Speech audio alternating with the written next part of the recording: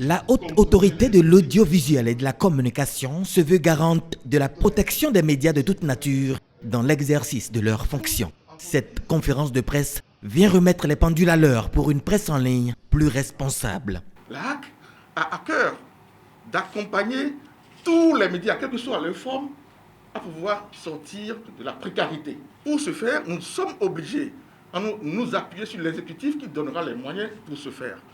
Mais lorsqu'on y va vers l'exécutif pour pouvoir obtenir des moyens pour soutenir votre activité, il faudrait que nous ayons des dossiers soutenables. Est-ce que quelqu'un qui n'existe pas peut avoir des droits? L'exploitation d'une entreprise de presse, qu'elle soit audiovisuelle, qu'elle soit écrite ou en ligne, obéit à des obligations. Des actions préalables menées ont révélé des dossiers d'organes de presse en ligne incomplets dans la quête de leur régularisation. Or, selon l'article 254 du Code de l'information et de la communication, la condition sine qua non tient à l'établissement des casiers judiciaires et des enquêtes de moralité. Le tribunal de Cotonou a reçu 14 demandes d'enquête de moralité, mais en transmis que 3 rapports. Les 8 demandes d'établissement de bulletin numéro 2 de casier judiciaire sont restées sans suite. Au tribunal d'Aboum et Calavi, les 2 demandes d'enquête de moralité ne sont pas satisfaites. Le président du tribunal de Parakou a établi et transmis tous les 4 bulletins numéro 2 de casier judiciaire. Par contre, aucun rapport d'enquête de moralité. Au tribunal d'Alada, aucune des 2 catégories de demandes n'a été satisfaite.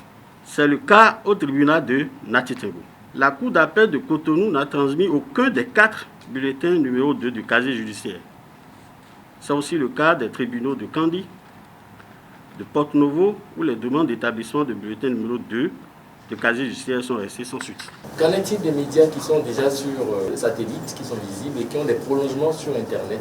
Les web TV, ils peuvent solliciter des gens à l'extérieur. Est-ce que la HAC a réellement les moyens de contrôler cela? Moi, je vous dis oui. La HAC du Bénin est en liaison avec le REFRAM, qui est l'instance de régulation des pays francophones, avec le RIAC. Voyez-vous, donc ne pensez pas qu'il est possible de rester à l'étranger, d'arroser le Bénin par des informations de manière détournée qu'on ne puisse pas réguler, ce n'est pas possible. Soyez-en sûrs. De toute façon, n'oubliez pas que tous ces contenus passent par l'Internet. Faites une visite des articles 256 jusqu'à 58 pour voir le sort qui est réservé à ceux qui exercent dans l'illégalité. Voulez-vous qu'on vous laisse dans l'illégalité?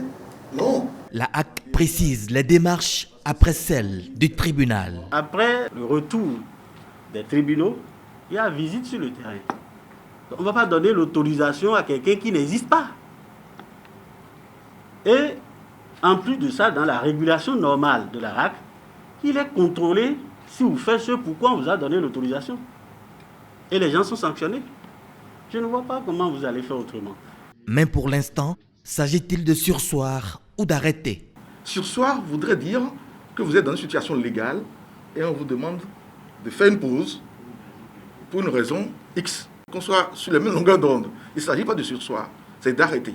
S'il y a déjà même des gens qui ne répondent pas aux enquêtes de moralité, qui n'ont pas un bulletin clair, si ces gens-là émettent, c'est dangereux pour le pays, pour nous tous, pour vous-même.